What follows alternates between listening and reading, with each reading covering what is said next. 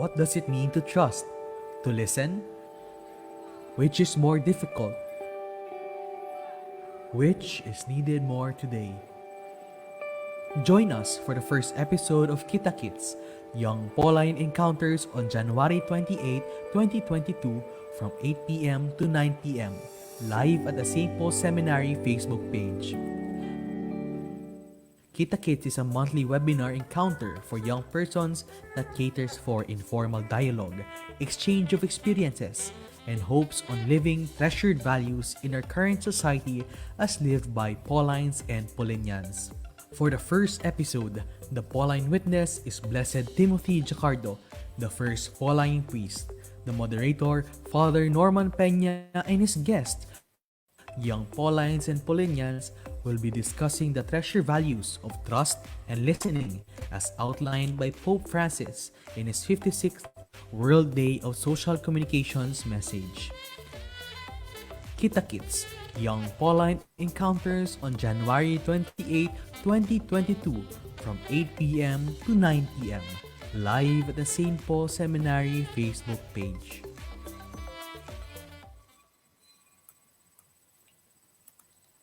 So good morning, good evening to every one of you. So good evening and welcome to our Kita Kids. As has been mentioned, we are having this every month. It's in celebration of the 50th death anniversary of our founder, Blessed James Alberione, who was originally from Italy. And we welcome every one of us who are actually present here, especially our guests tonight as well. There is Kayla Passion, another Kayla, Kayla De Chanco, Halo Robles, si Nat Supan, and si Keneth Gadian. Yan. Palakpak muna kayo. Welcome yourself. Yan, ha? So we should actually welcome each other first. So what are we doing tonight anyway? We are doing tonight something of a Kita Kids. Yan, Kita Kids. So it's like a conversation that we would actually be having in terms of, as has been mentioned, treasured values. And the treasured values that we will discuss today is trust and listening. Trust and listening.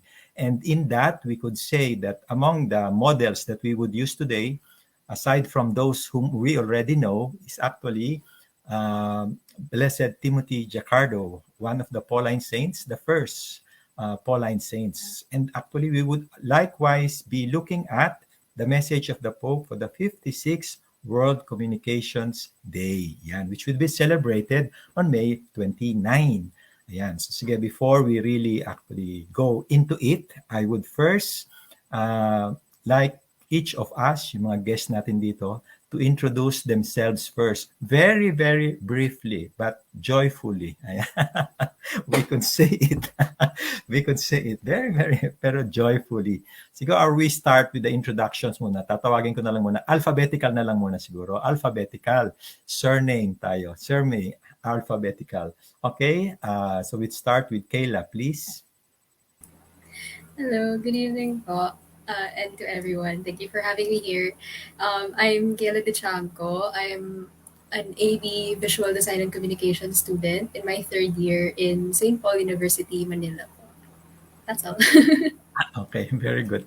Thank you very much, Kayla. So next natin, syempre, alphabetical, it's Keneth Gadian, please. Hello.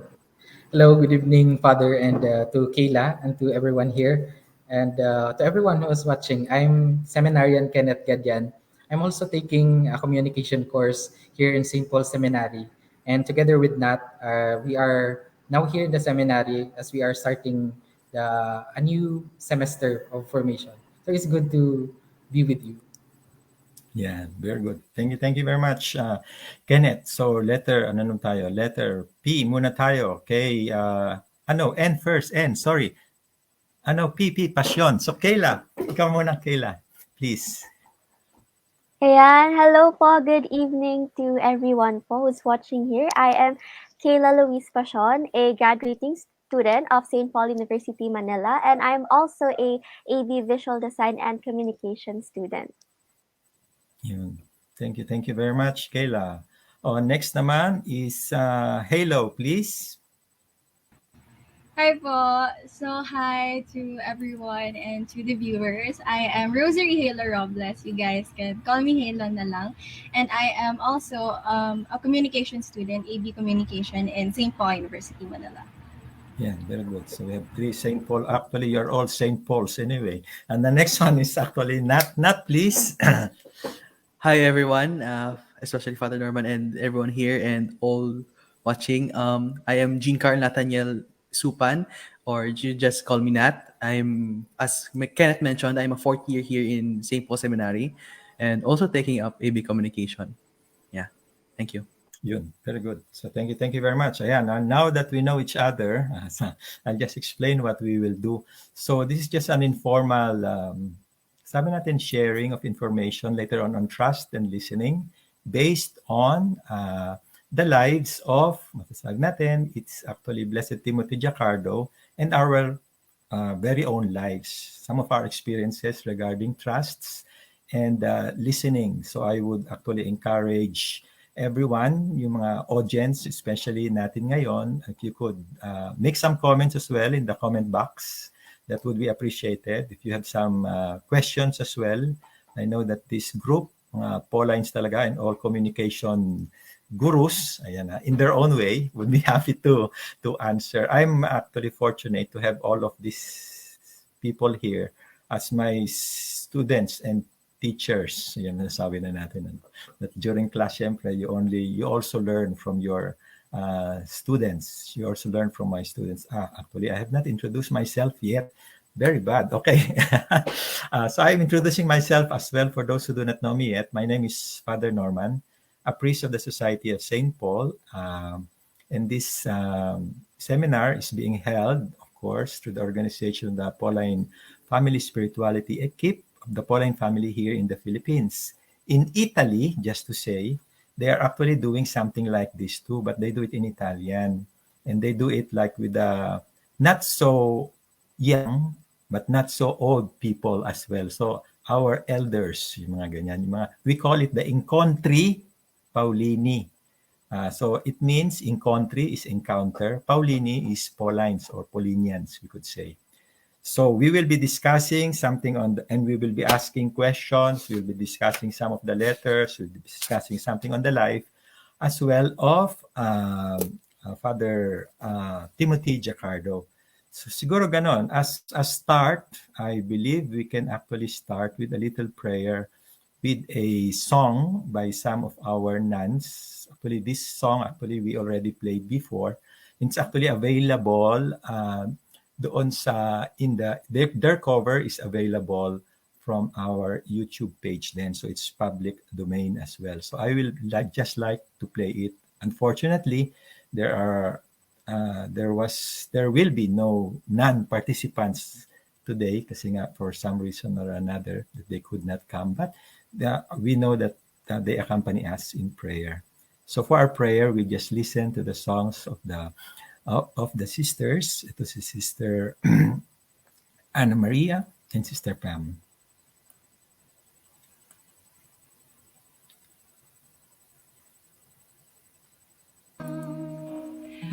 Your voice to hear when crying anger, when we can feel your ear. Without your goodness, without your love, as if every promise from your words are not enough. And all the while, you hear us desperately, and long that we have faith to believe. 'Cause what if your blessings fall as raindrops? What if your healing comes through tears? What if 1,000 sleepless nights are what it takes to know you're near? What if trials of this life are your mercies in the sky?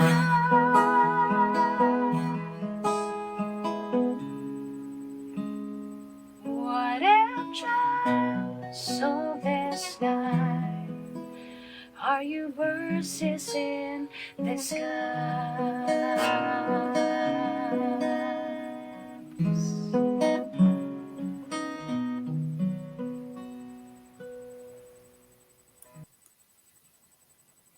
So thank you very much to Sister Anna Maria and to Sister Pam who has rendered that song for us. They are actually members of the Daughters of St. Paul who, like us, work in the communications apostolate. So we would like to begin. I would begin first by introducing first who we celebrate today is Blessed Timothy Giaccardo, and this is his face actually. He looks like a priest only because he is a priest. Okay. He is the first, actually. He's the first Pauline Priest. He's Blessed Joseph Timothy Giaccardo. One of the things that is siguro unique about him, other than trusts, is that he is actually the first Pauline priest, pero he, according to Alberione, is the most faithful among the faithful. Ayan, ang sabi niya. And Alberione used to say that if he could put his life in any other hand, aside from God, of course, it will be in the hand of Father Timothy Giaccardo. I don't know if you have already mentioned that if you can put your hand into any other hand, kanino kaya yun? If I would ask each of you. Sige nga muna, we begin with that. To whom would you place your hand? Kunyari ngayon, in terms of trust.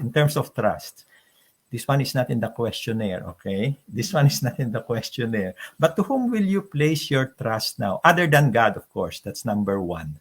To whom will you place your trust?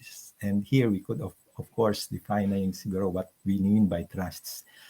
Sige, baka mahiya kayo magsagot. So I would ask first, sige, Halo, ikaw muna magbigin, please. If you would put your life in any hand aside from God and trusts, who would that be? Siguro po, Father, if I'm going to be very honest, right at this moment, if it's aside from God, medyo vague pa po yung answers for me. I feel like masyado pa akong bata para meron akong ma-pinpoint talaga. But I believe that right now I have a lot of friends. Ayan sila Kayla. Pero I do have a lot of friends that I know that I can trust with my life and that would really understand me on a very personal level. Mhm. Okay. Thank you very much, Halo. O sige, girl boy na lang tayo, ha? Parang mga elementary, no? But at least meron. O sige, Nat, you're next, please. I don't know if you would say this is a safe answer, but of course I would say that I would give or I would let my life be in the hands of my parents. Because they're ano eh, I wanted to discuss this later, but for me trust yung kumbaga it comes from a constant a constant action and behavior, and for me in my whole life I've seen that my parents are my constant. Yeah, that's it. Mhm. Okay. Thank you very much, Nat. Okay, going up, it's KP.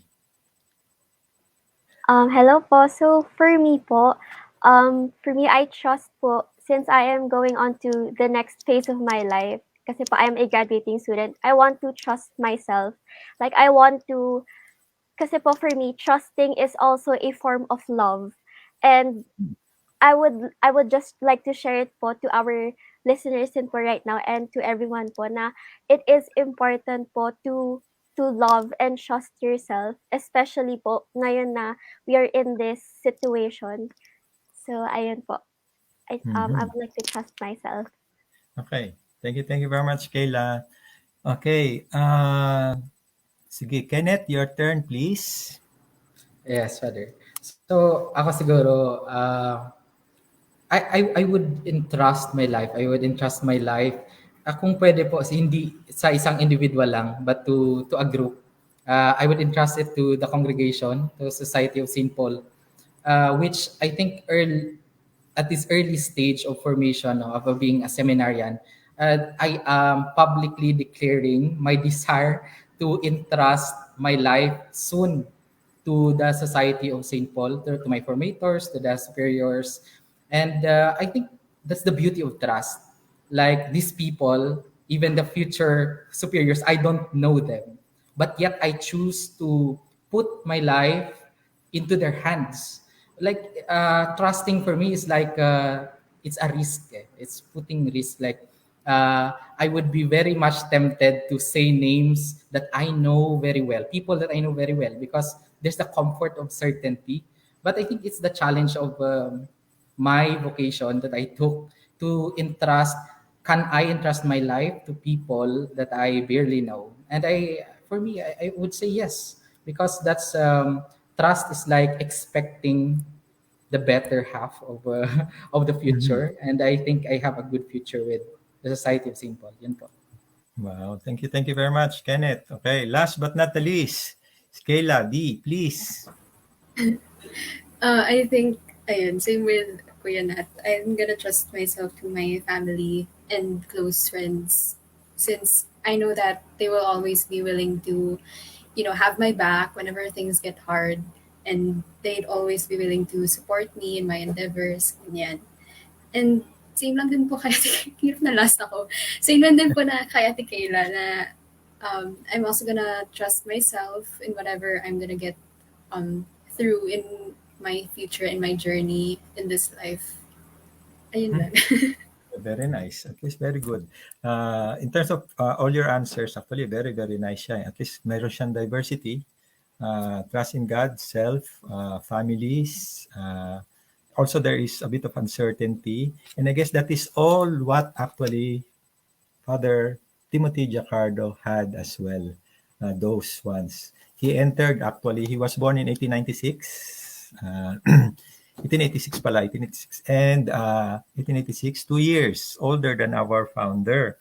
And then he first entered the seminary, actually, diocesan muna, so not as a religious. And afterwards, he met Alberione and entered the Society of St. Paul in 1917. 1914, the Society of St. Paul was founded. Pero if we will remember, dito mga sa ating mga Paulinians, when was the first Sisters of St. Paul arrived in the Philippines, and when was St. Paul Manila actually founded? It was 19, kailan? 11. Ibig sabihin, St. Paul University Manila is actually even older than the Society of St. Paul, our congregation. The school that you are going to, sa ating 3 students here at St. Paul University Manila, it's actually older than our congregation. Just imagine the history that's also there. And that is actually what Father Giaccardo also experienced. Para sa kanya, it's a change of life. The change of life that was there from one, for example, profession, from one sort of situation, being in a diocesan seminary, he transferred to the Society of St. Paul. And you can only do that if you actually experience something of a parang attraction. And that attraction for him was attraction in the life and the deeds of Father Alberione, who was then very, very young too, pero energetic. He was the spiritual director of the seminary. And then, that it began. It began with all of that. And then when he entered, he became a seminarian as well. In the Society of St. Paul, he made profession, was ordained priest. Pero what was unique about him, even at the beginning, siya yung siguro Kayla D, like you. The silent type in many ways, pero that who does a lot of things. He was like talaga parang ikaw Kayla, do many things in terms of the school, do many activities in the school. You had it silently but very professionally and effectively. Ganun siya. You can trust him. That's why Alberione always said he can trust him even with his own life. Yan yung sinabi. And of course, in his life, I was reading again this book. I read it originally in Italian, pero maganda rin yung translation sa English. There were moments of suffering, when Father Alberione, his confessor, spiritual director, actually told him and scolded him, pinagalitan. Naalala ko tuloy yung mga magulang, pati yung nanay ko noon, nagalit sa akin. Ang sabi sa kanya, I have told you to do various things. Why don't you do them? Ayan, You see, we are all frustrated, so God is not pleased. You turn, and you do not finish anything. You plunge yourself among the youth, and you alienate us and hinder us to do something. Sabing ganyan, pray I have run out of my reprimands. Kita nyo ha? Even the person who really got angry with him before, at sometimes, actually, at the end of it all, that same person said, I trust this person with all my life. Ganda eh. And I think that is one of the trust that is exhibited not only by Alberione to Giaccardo, Timothy Giaccardo, but also the trust that Giaccardo had on Alberione. And he was a person likewise who always listened. And he did many things, Father Giaccardo, because he was actually the most, masasabi natin, significant person for the founding of the pious disciples of the Divine Master. Siguro that aspect, siguro yung trials and difficulties or even yung challenges like what Alberione had, that would be the question I would ask each of you now. Yung bang for each of you, ayan, you can answer freely, ha? So wala na tayong girl, boy, okay? You can answer freely. Yung bang, for you now, what hinders trusts and listening? What hinders trusts and listening in today's world, for the young people especially? What hinders trust for young people? What would it be? Ako po, Father, personally, this is also something that I've also experienced before. I feel like the like a reason why the youth today are having a hard time in trusting or listening is the fear of invalidation. Having people to tell you that, oh, parang others are experiencing worse, or parang that's okay, but mawawala din yan. So there are a lot of, you know, invalidation in the time today. And I feel like, for me personally po, yun yung naging struggle ko, why it's hard for me to trust. Kasi you wouldn't know the response hanggat hindi mo pa po nasasabi. So, yun. That is true too. Again, Yeah, I would agree, and Father, because I think as young people we have a lot more to say about trust issues than about trust. We have a lot of trust issues, and reflecting on my own experiences, the reason why young people have a lot of trust issues because at one point in our life we trusted with all our heart. We really trusted, and it didn't work out in a positive way. We trusted, and then we were disappointed.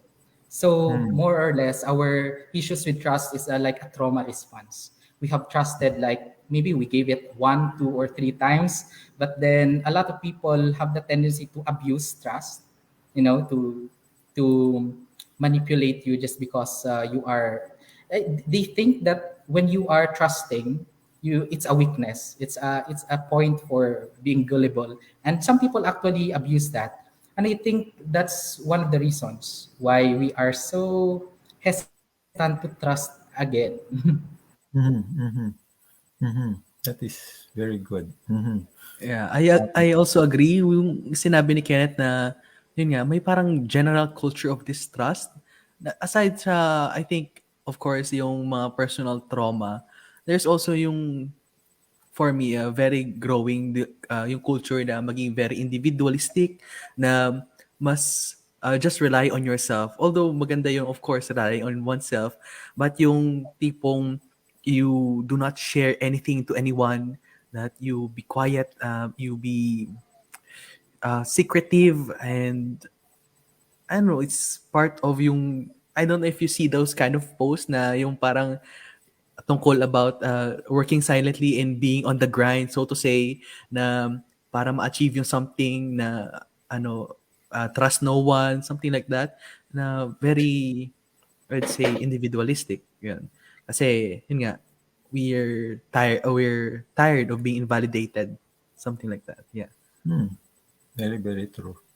Yes, maganda yun sa kanila din. Okay, so in terms of that, ang maganda yun, yung validation and all that. How about, isa na naman, yung in that trusting, Which do you think the world needs today more?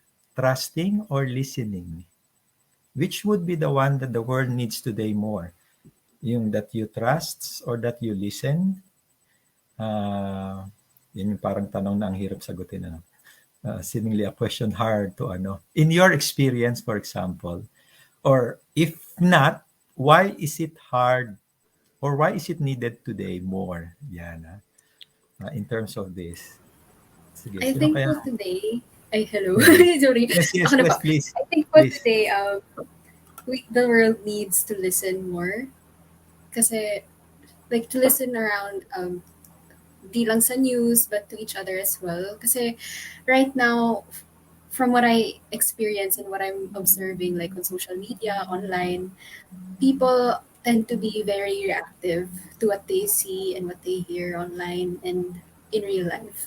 So parang yung nangyayari, it just passes through their ears or parang ayun na, like what Pope Francis said in the material, parang everyone is just talking against each other, talking toward each other. Like nothing is being digested, nothing is being comprehended. Sabi nga naman po nila, communication is not effective if it's not comprehended. So I think what the world really needs more now is to listen deeply and understand what they see and what they hear sa media po. Very nice too. The media Yeah. speaks to us very much. Mhm. So For me, I anyone? agree rin po na listening rin yung mas kailangan. Because I before coming here, I wrote some notes and I was thinking about how we generally, at least for Filipinos, I've noticed is that we're really very trusting. So, siguro small example, yung sa mga Shopee sellers, madali tayong mag-trust na maganda yung magiging product na makukuha natin because we see that may raming factors na ma-play in sa trust na yun eh. So, may recommendation, may picture ng mga other buyers, ganun. So doon pa lang, I think it's easy to trust that particular Shopee seller kahit hindi natin siya kilala. We don't know what kind of history he or she has, they have, what sort of life they have. We can trust them. Kaso kahit nga I think kahit nga for example we know that person already and we know their misdeeds, we know their siguro sabihin natin crimes, the Filipinos will still trust that person. I believe Mhm. because Mhm. I don't know, it's just the way I've been brought up is ako, I'm a personally very trusting person, and when I see people who, know that this sort of person, na a leader, so to say, na marami naman talaga siyang ginawang masama. Kaso nagtitiwala pa rin yung taas sa kanya, binoboto pa rin siya, kumbaga. Iboboto pa rin siya, kumbaga. Mhm. Mhm. So, Yun. I think mas important talaga yung listening, not just listening to respond, but listening to understand. May magandang sinabi doon si Pope Francis na referencing Saint James, I think. Basta sa scripture na be quick to hear but slow to speak because we should not be, yun nga, not speaking to really be, to assert ourselves, but to be communicating talaga, to be in Mhm. communion. Ayun. Which is very important. Very important. Good point as well. Yes po. Okay. I also agree po with the both of them. And to add din po yung in what Pope Francis said po, he said that instead of listening to each other, we often talk past one another. Kasi po, 'di ba po right now din, it is true din po na sinasabi nila that sometimes we are too trusting din na even though we know the history or the background of that person, we still tend to look past it and just say na, they might change, ganyan. Which is why po, it is important to listen. Like, relating it na rin po sa coming elections po natin. It is important po to listen to the political aspirants din. So that kasi 'di ba sometimes we all have our own preferences. However, by listening to others, we are able to overcome our own biases and our personal judgments. And through listening, we are able to make better and impartial decisions po. That is nice too. It helps us in our decision making. Okay, it helps us in our decision making. Okay, anyone else would like to speak on that topic? Add or something? In Ako terms siguro, Father. of, sige, please, Ken. Uh, I would just like to connect. No, I think also that listening is more important. But I would just like to connect how listening actually leads to trust. Because I pointed out that we have a lot of disappointing experiences. That's why it's hard to trust. But when you really try to listen to a lot of people, to even those to what people don't say, you will hear an alternative side of the story. You will When you listen very well, you will discover that there are also a lot of people who are genuinely generous. There are people who would love you without strings attached, and it erases your biases also. No, your distrust. Bias mo rin kasi yun na lahat ng tao manloloko. But when you try to listen to a lot of people, you will try to discover that there are as much reason to trust than to Mhm. distrust.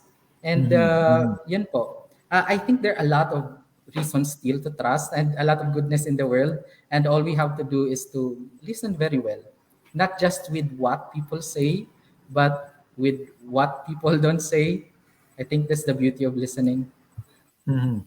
And it is yun, maganda nga yun. The beauty of listening, it's always there and it helps us, it forms the other. I think trust forms the listening and listening forms the trusts. So in that, masasabi natin, we could actually say, like if I asked any of you, ito yung question ko was, do you consider yourself a trustful or a listening person more? Which one? So palagay niyo, at this stage, at 8:31 p.m., ayan, very specific. Do you consider yourself a person of trust or a person who listens Uh, more? Personally po, Father, I feel like I would want to be someone who listens more. Katulad nga din po ng na-mention nilang lahat, I'm also for listening po muna eh. So, I actually prefer having to listen kasi again po, pag nakinig ka, you'll know the truth or what's not the truth, and then dun ka din po makaka-build up ng trust. So, I feel like it's better for me to listen to the person, validate that person's feelings, that person's thought. Kasi katulad nga po ng kanina pang nasasabi, listening leads to trust. So for me to be a trustful person, I would like to be someone that knows how to listen better. Something that's nice naman. Very good. I like that one that you said to the listening. Sige, anyone else in that area? Sige, isa-isa na to ha. Dapat ha, each one would say something. At this point, are you a trustful or a listening person more? Same po with Halo. I'm more of a listening person. And actually, before po this event, tinanong ko rin yung friends ko kung trusting or listening ba ako. Sabi nila, listening po talaga ako. And for me naman, I think I'm that kind of person because I want to let people feel that they're being heard. Like, may nakikinig and may nakakaintindi sa mga di naman problems, pero on their insights about many things in life. Kasi sometimes, pag ako, kahit listening lang ako, marami na po akong natututunan from others. Like, aside from my family, pati na rin sa friends, it makes me look at many other angles to one single thing. So it's also something that I like to do. And ayun nga, for me, listening is important kasi aside from it leads to trust, it encourages people to speak up because they Mhm. are being heard. Mhm. Ayun. Mhm. At least that's good. Listening speaks of that trust. Sige, who else would like to say something on that? Listening or trustful person more in terms of your qualities? Yeah, Sige. ako I would answer, Oh, Father. sige, please. Um, I think I'm more of a trustful person before the listening type. Actually, I'm guilty whenever I talk with my friends. Like, I talk a lot. Yeah. But it doesn't mean that I don't hear them. I am actually genuinely interested with people around me. But I think I am tempted to say that, I listen first and then it's either I decide if you earn my trust or not. So parang trust is like a reward. But then I somehow later, even after watching Raya and the Last Dragon, it talks about trust, and it really hit me like trust is not a reward or an assessment, but it's actually a first step. Like it's my decision to trust you even if I have no assurance if you will break the trust or not. But this is me taking the first step, telling you I want to engage with a meaningful relationship with you. It's up to you, you break it or not, but this is me telling you I am interested and I see the goodness in you. And from there, for me, in my experience, it's easier to listen once I trust the person. Because when I don't trust the person, parang merong sinasabi si Pope Francis na the internal deafness. Like you can talk and talk in front of me, but it will not register because I don't trust you. So I think I'm more of a trust first. Then it makes my listening a more meaningful experience because I trust you. Very nice too. Meaningful experiences because you trust. Very good. Pati yung Raya is good too. That film that you mentioned was something nice too about trust. Yes, I agree. Now, anyone else would like to say something regarding it? Trustful person or a listening person?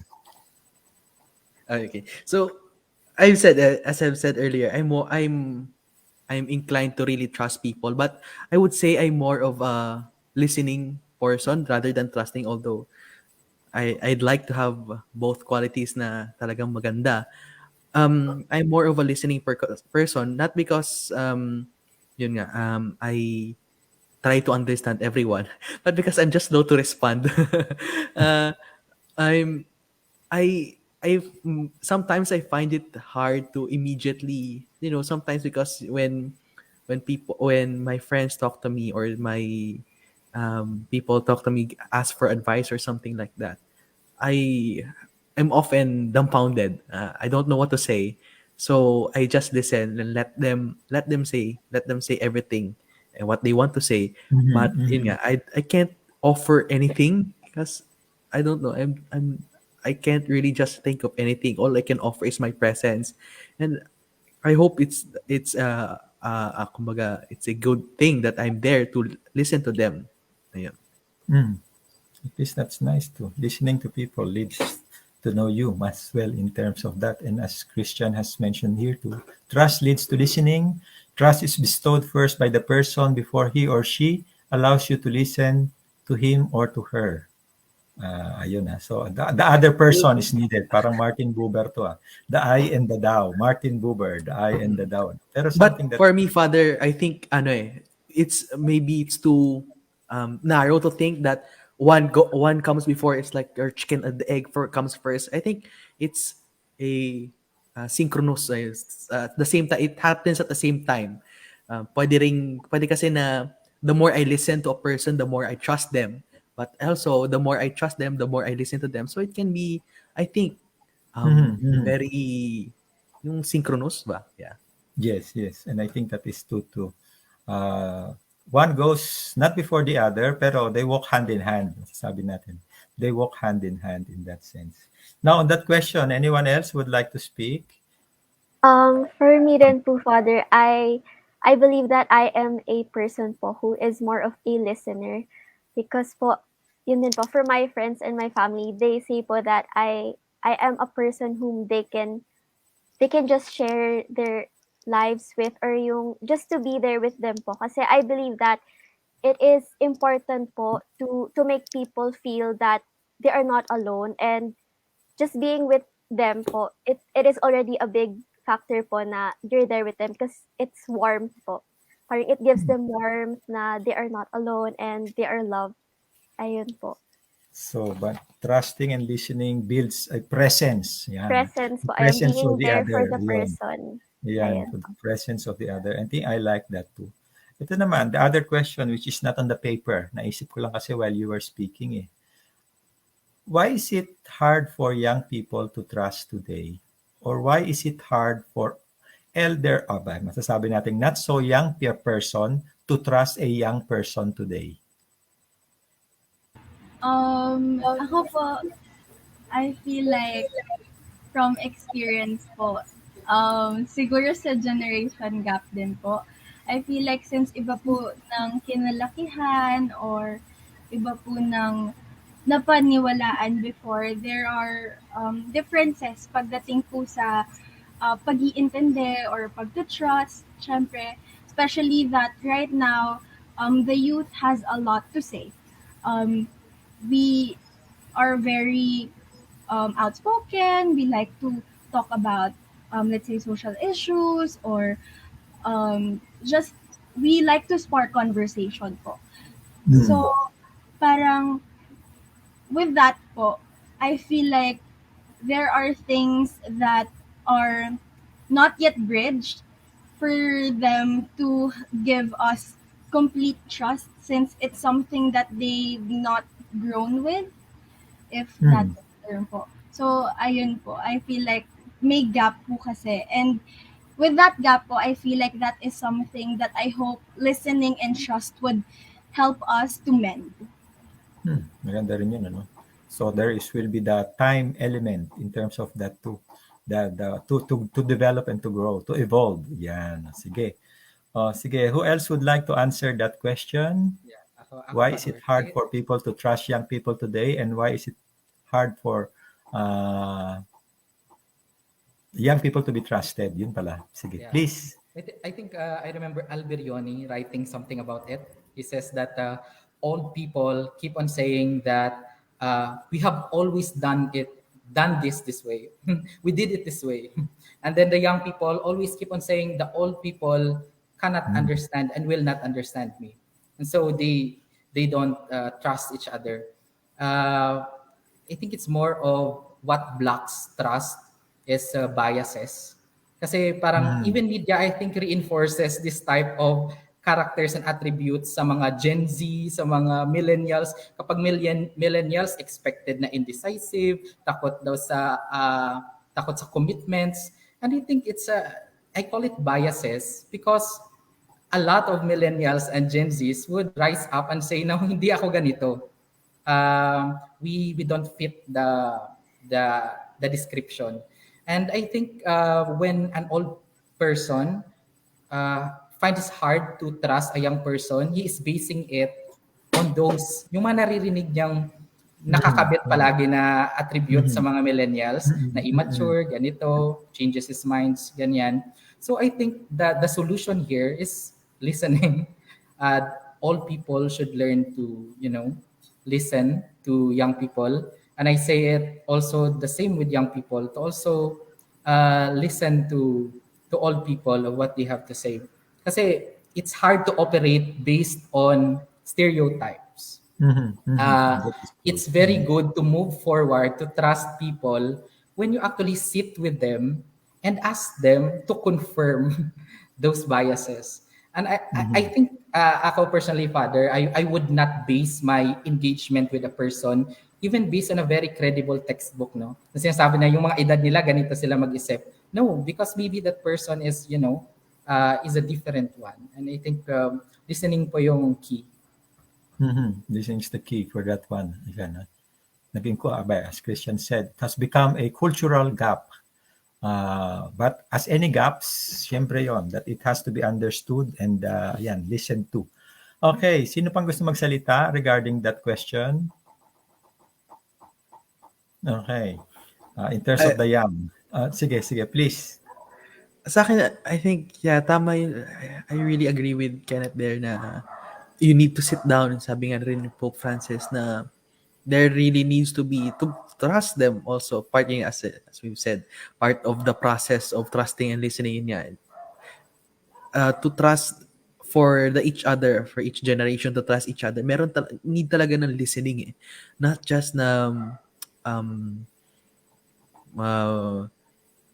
listening to yung information, yung sabi ni Pope Francis na infodemic, na napakaraming information na we tend to become less critical of what we hear on the news or social media.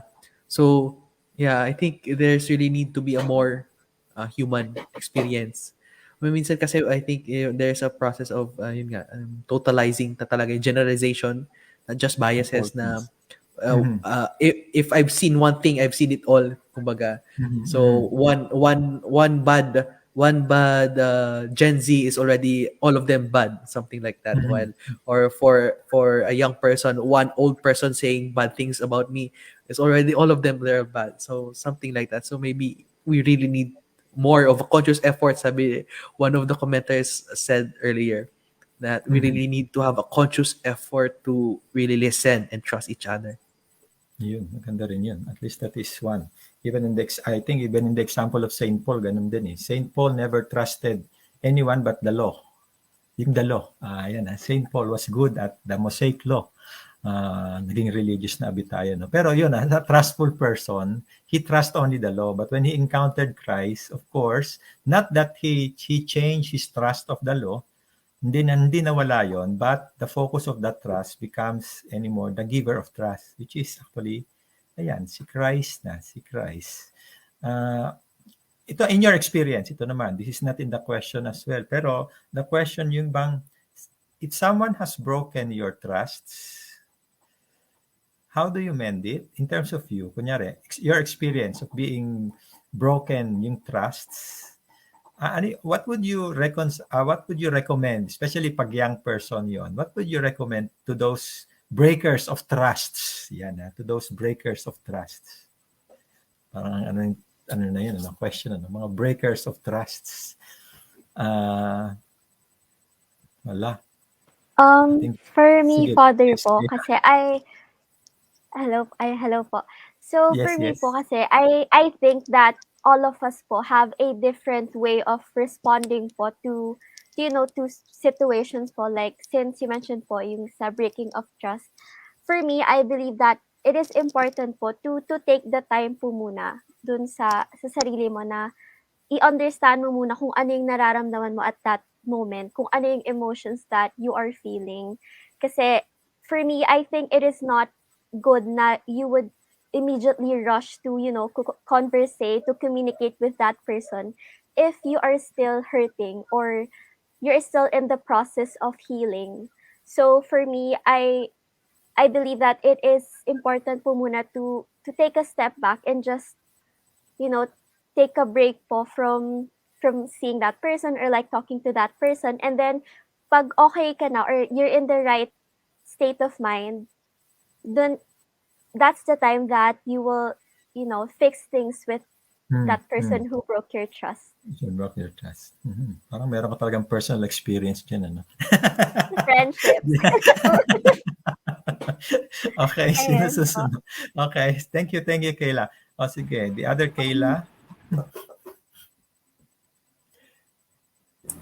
Ayun po, same lang din with Ate Kayla na parang you should take a step back, assess maybe like what happened, and most importantly, I think it's crucial to let yourself feel what you have to feel. Parang digest nyo muna yung nangyari and how you feel about it, and just try to like sort things out on your own first. Kasi mahirap nga rin naman po if especially malapit sa yung tao and the trust was broken. It's something um, emotionally impactful and mentally na rin, let's say. Kasi it took a lot of time for you to build that trust for that person. And then nasira lang in one moment or like a series of instances. So ayun, it's so important to be kind to yourself then. Parang try to tell yourself na parang hindi naman sa it's okay, pero parang it's okay that you're feeling sad about this. You should be, kasi ayun nga, it's something to be grieved over. It's something to be sad about. And take some time then for yourself to reflect. And like Ate Kayla said, before you come back to that person and try to mend things up. But either way, parang at the end of the day, choice na naman natin if we want to patch things up with that person or we want to parang silently forgive them. Kasi hindi naman po lahat tayo kayang balikan yung tao yun eh. So, either way, it's still valid. Kasi it's for our own and maybe the other person's well-being na rin. That is nice one too, in terms of that. Okay, siguro time check muna ako. It's 20:49, which is 8:49. Ilang minutes na lang tayo in terms of this. Ito lang, this will not be the last question naman. Later on, we will be summarizing everything. Nakalagay kasi dito, ayan ha. And in terms of the coming elections, which of the two would be most needed now by the candidates as well as the electorate? Trusts or listening? In terms of the coming election, which of the two would be most needed now by the candidates to be able to win and the electorate who would be actually expecting a good leader? Which one Um, would be needed more? Trust or ako po, listening? Yes, please, Halo. ako po personally, katulad din po ng sabi ni Kuya Nat kanina, parang if you would think of it, there are a lot of people who really trust them, even if knowing their crimes, their deeds before. At some point, nakakahanap pa rin po kasi tayo ng reason to trust the person, especially if you really want, like if you have your bias po. So I feel like um, a good leader should know how to listen what the people want, or like knowing what's really good for the people. Kasi po, leaders serve people. Let's be honest po. So they are meant to serve. Um, if it's the president of the Philippines, they're meant, of course, to serve the Philippines, to those who are unheard, to like amplify their voices. So for me po, mahihirapan ka pong mag-amplify ng voice, mag-offer ng help if you don't know how to listen, or if you don't know what the people need. So, ayun po. I feel like listening po is Listening more important than more. trust. Sige, very, very good points. Listening. So to know what the Yeah, people I actually also agree need. din po, Father. Sige, please, Nat. Sige. I, Thank you. Father, ako po, I also agree po na with the coming elections, I think from both ends, the candidates should be listening more. And also with those who are us voters, no, we should also be listening. And maganda yung pinoint out ni Pope Francis na when he describes another dimension of listening, that is listening to multiple voices, multiple perspectives so that you can capture the truth in those web, no? Yung pinag-usapan namin kanina during dinner na most of this are, di ba, we know it in communication, like news sites are biased. I mean, by design. Biased not in a negative way, but it's how it is. Each has their own framing. But then when you listen, not just to one site, for example, not just to one candidate, but listen to multiple sources, somehow you have a more, a more comprehensive, sinasabi kanina ni Kayla at the start, a more informed decision. Kasi nga, marami yung kinonsult mo eh. I think that's a very beautiful characteristic of a voter. Hindi porket si candidate A yung natitipuhan ko, I will close my ears to the other candidates. I think it pays to listen to other candidates as well, to multiple sources, and then you have a more informed choice. And then for na-appreciate ko po with the presidential debates, no, interviews pala, it's not debates pa, it's interviews, are those leaders who say that this is my stand, but I am willing to listen to other perspectives. Kasi I think, for example, it's impossible to have like a leader who caters to all the perspectives and voices. Kasi you can't be, for example, pro-abortion and claim that you're also against abortion. So, leaders have their own stand. And that means saying no to the other stands. But what's beautiful is even if this is my stand as a leader, I am willing to listen to other voices. And I think it's an assurance for me, no, na even if hindi yung candidate ko ang mananalo, kapag nanalo itong candidate na ito, my voice will still be considered. And if, for example, kung yung candidate ko naman ang mananalo and it turns out that she or he is a bad leader and I criticize him or her, if she is willing to listen, I would not end up dead. Ayun po, I just love leaders who, even if they don't agree with you, would take time to not silence you. Yeah, very good. That's nice too. That's the good listeners and all that. So anyway, siguro ang last question ko is this one. For each of you na to, para mga last words nyo. Hindi naman ultimo adios, ano. This reality, the future of trust and listening for young people, where would it be in terms of the future of trust and listening for young people? How would you encourage them to trust and to listen? Anong kailangan ngayon? What do we need to do so that the young people of today can be more trustful? What would you like, for example, as young people, so that there can be, or you can develop the trust that is in you, the growing? How can you let your trust grow at this time, at this current moment in the Philippine society? Okay, sabihin na natin. How can you let that trust grow now? What can help it grow now? In terms of your way of life and everything. Siguro Ako ganyan. As po, young persons. Please. Father, for me, yun lang naman po. The best way to spark trust and conversation is to have trust and, have more listeners, is to have this kind of conversation po, yung mga casual conversations. Kasi po, with these kinds of conversations, we tend to, ano ba yung term? Parang normalize po. Kasi po, like, for example, for social issues or for like, topics that are very heavy, most likely, medyo nagkakaroon po tayo ng fear of like opening up or creating conversations because it's a sensitive topic po eh. But then, if we create casual conversations with our friends or with kahit yung ganito lang po, at least we are becoming more open with other people's insights in a way that it doesn't, parang hindi po siya yung parang tinuturo sa'yo na dapat ito yung iniisip mo. It's more of like, oh, this is what I think, ano ba yung sa tingin mo? So, dun po napapractice yung listening. And then when you find someone that aligns with your morals, syempre dun din po tayo nakakapag-create ng trust.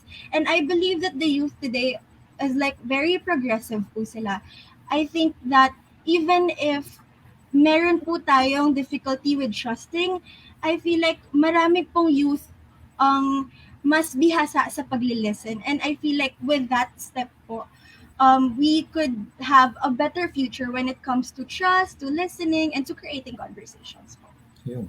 Very, very good. Yeah, I think for me, Father, adding to that, maybe kasi we know our situation right now, and it really close off ourselves na distance tayo sa isa't isa eh. So I think what needs to be gained or regained for me is yung community building, yung time na para ma-build yung mga tao na mas connected sa community. Yun. Kasi ako, personally, I've never really related much with my community as in my home parish or in my hometown because I feel very disconnected to that area even though matagal akong nakatira doon, wala akong, yung kumbaga, hindi ko masabi na part na identity ko yung pagiging part ng lugar na yon or something like that. So, community building, yeah. Very, very nice yun. The community building is actually important. So I was actually, because we have 2 minutes left, okay, 2 minutes left. So in each of you, siguro in 20 seconds, what would be your takeaway keyword for our discussion today in terms of trust and listening? Takeaway keywords, kahit 3 words lang, or what would it be? For me, Father, yung validation. Validation. Okay, thank you very much, Nat. Okay, Keneth? Ay, sino po ba? Sorry. Kayla, go. Free And tayo, for me po, free. it's to keep an open mind and heart. To keep an open mind and heart. Okay, very good. Okay. Sinong next? Ano na kayo? Yeah, ako na lang, Father. Please. But it's more than 3 words, sorry. I think we're good at listening and trusting. It's just we're selective. So listen to a wide range of people and trust a wide range of people. Yan lang po. Thank you very much. Okay, Kay, please. For me po, it is to listen, to understand, and trust. To listen, understand, is to trust. Okay, very good too. Okay, Halo, you have the last word. For me po, it's to be nice to people. And that's nice too. Just to be nice. Simply nice. Ganda yun. I actually like that one too. Simply be nice to people. And I think that is something that we always will need. Ayan, so it's 9 o'clock on the dot. So on behalf of, ayan on behalf of each of us all, ayan, we would like to thank our guest tonight, si Kayla, si Kayla rin. Kayla 1, Kayla 2, Kayla Pika, Kayla D. Tapos si Halo, and then si Nat, and then si Kenneth. So thank you very much for being with us today. And I know that our listeners and viewers have learned lots as well in all of this. As Daisy has written, there is so much in maganda siguro itong last words ni Daisy that is here. That in each of us, maganda talaga yon. There is so much hope listening to you all. Ayan ang kanya. Ang ganda, no? To these young people. Kasama kaya ako doon? Young people daw eh. There is so much hope in listening to these young people. And then to each of this. And yan. So, again, I thank you. We pray, of course, that each of you, in terms of the future, will be built always on trust and then on listening. We have all listened to each of you, and we really like to thank each and every one of you for being here with us and accepting. Sana hindi kayo magsawa in the future if ever we invite you again. Iba-ibang topics naman, pero I think we have done something that is nice. So we can just actually have a little prayer siguro as an ending. Sinong gustong mag-pray? Sige, siyempre, mag-pray na lang sa atin yung huling dumating. Therefore, it is si Halo. Halo, please lead us in prayer. Okay po. Okay, so let us acknowledge the presence of the Lord in the name of the Father, the Son, and the Holy Spirit. Amen. Amen. Lord, we thank you for this night. We thank you for this day, for allowing us to have a good conversation together with our co-speakers and listeners and viewers. And we thank you for opening our hearts, opening our minds into having something worth keeping. We ask for your guidance, and may we bring all of what we've learned today through our heart into it and into our minds. Glory be to the Father, and to the Son, and to the Holy Spirit. As it was in the beginning, is now, and will be forever. Amen. In the name of the Father, the Son, Father, and the the Son, the Holy Holy Spirit. Spirit. Amen. So siguro all together, we could say good night to everyone. Okay? 1, 2, 3. Good night. Good night, Good night, everyone. everyone. Thank you. Good night, Now, everyone. I will now end the broadcast.